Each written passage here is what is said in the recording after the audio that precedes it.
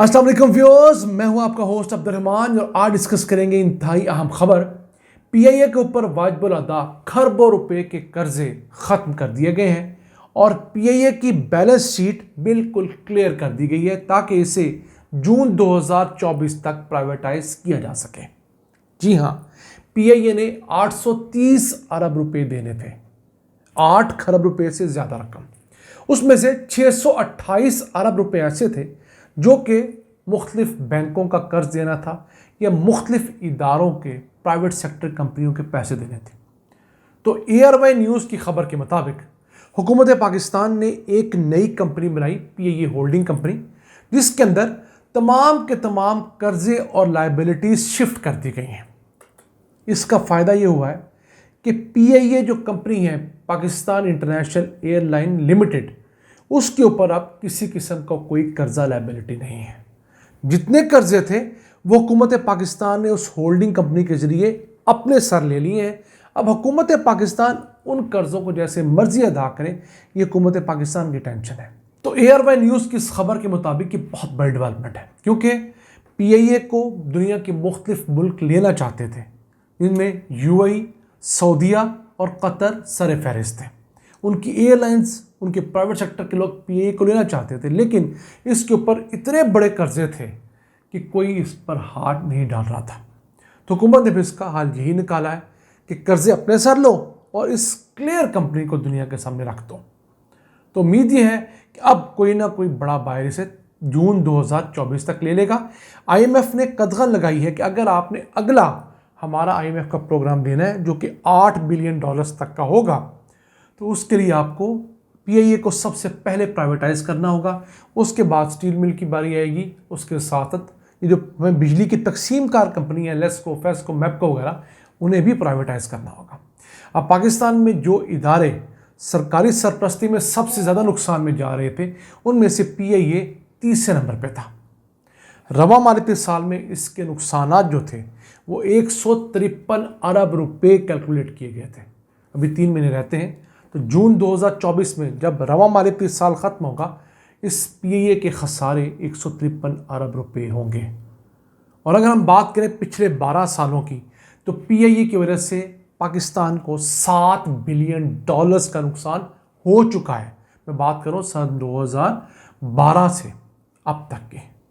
तो आप उससे हिसाब लगा लें कि पीआईए किस कदर बोन ऑफ कंटेंशन, एक प्रॉब्लम हमारे लिए बना हुआ था। अब इस इदारे को अगर प्राइवेटाइज किया जाता है तो उसके अंदर जो लोग तो पेंशन्स के ऊपर हैं वो हुकूमत पाकिस्तान के खाते में आ जाएंगे। हुकूमत पाकिस्तान उन 16,000 मुलाजमीन को पेंशन अदा करेगी। 1 अरब 90 करोड़ रुपया सालाना पेंशन है। इसके अलावा 10,857 मुलाजमीन है पीआईए में, परमानेंट भी हैं, डेली वेजेस भी हैं, वो नई कंपनी अपने सर लेगी और उसके साथ कोई मुआहदा होगा कि इसमें से 70-80% आपको रिटेन करने पड़ेंगे, बाकियों को गोल्डन हैंडशेक देकर फारग किया जाएगा। पीआईए के पास चंद बहुत अहम असासे हैं। एक तो रूजवेल्ट होटल, हम हमेशा बताते हैं, अमेरिका न्यूयॉर्क के अंदर है, $1 बिलियन से प्लस मालियत का है।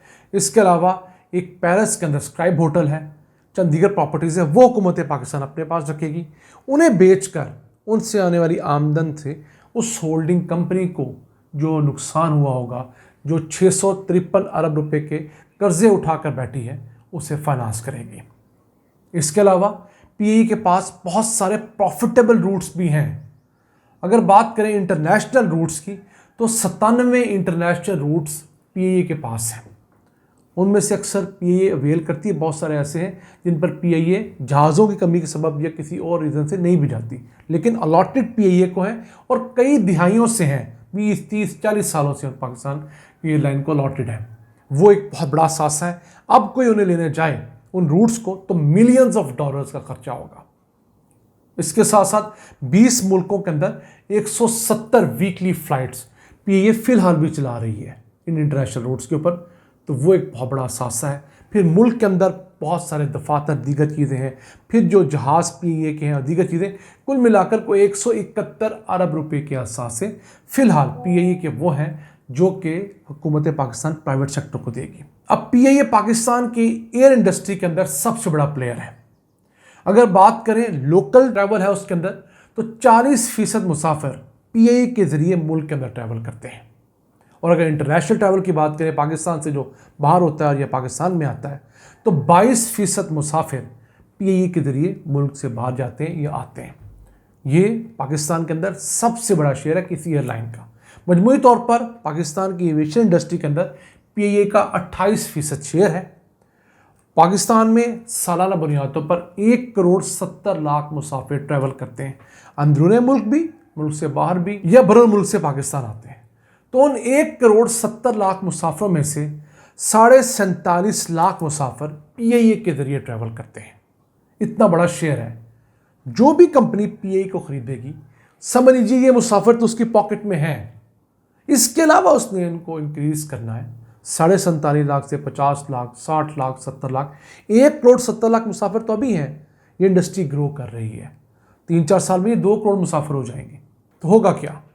पीआईए के 51% शेयर जो हैं वो प्राइवेट कंपनी को दे दिए जाएंगे, जो भी हाईएस्ट बिडर होगा, और मैनेजमेंट का कंट्रोल भी उस कंपनी के हवाले कर दिया जाएगा। हुकूमत पाकिस्तान सिर्फ 49% शेयर रखेगी और 49% शेयर के साथ एक सेकंड मेजर शेयर होल्डर होगी। जो भी प्रॉफिट इस कंपनी को होगा फ्यूचर में, उसमें से 49% हिस्सा हुकूमत पाकिस्तान को आया करेगा।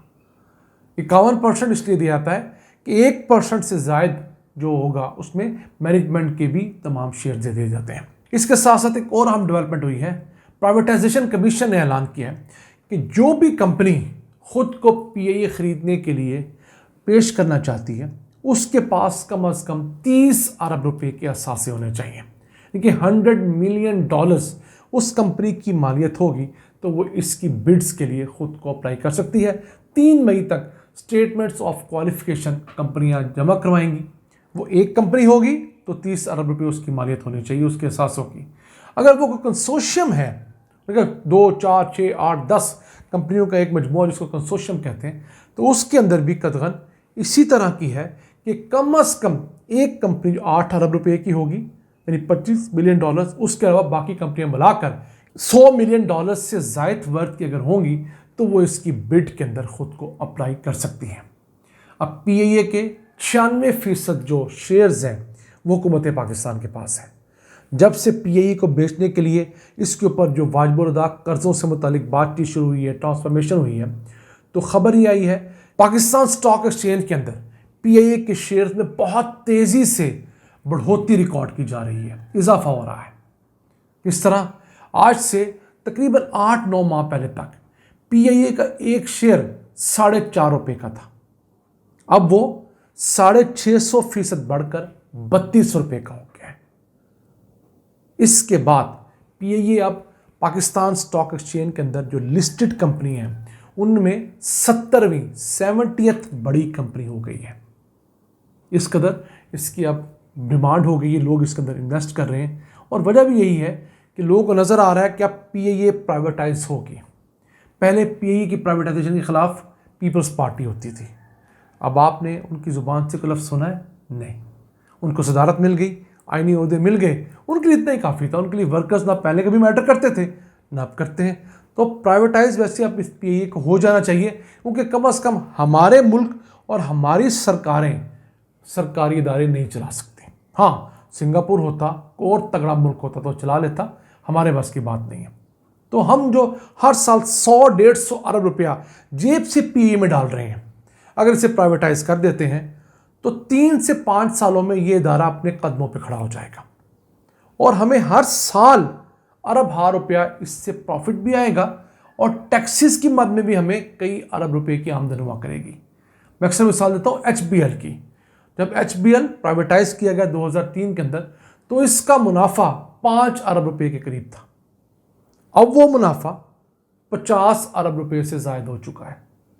तो हुकूमत पाकिस्तान को पैसे ज़्यादा आए हैं। टैक्सेस की मद में HBL ने हुकूमत पाकिस्तान को 50 अरब रुपए से ज़ायद दिए हैं। पहले सिर्फ 5 अरब रुपए सालाना देता था। तो ये फ़ायदा ज़रूर होता है। हाँ, प्रोवाइडेड दैट इसके अंदर काम करने वालों का ख्याल रखा जाए, जो पर मुलाजमीन हैं जो डिज़र्व करते हैं उनको ज़रूर रखा जाए। हाँ, जो सिफारिश पे आए हैं उनकी प्रॉपरली मेरिट पे स्क्रूटनी हो। जो जिस जॉब के लिए रखा गया है उसको वो काम नहीं आता, उसकी वो क्वालिफिकेशन नहीं है, उसका एक्सपीरियंस नहीं है, या उसने जॉब पर आने के बाद भी वो काम नहीं सीखा, बहुत सारे ऐसे हड्राम लोग होते हैं, तो उन्हें ज़रूर निकाल बाहर करना चाहिए।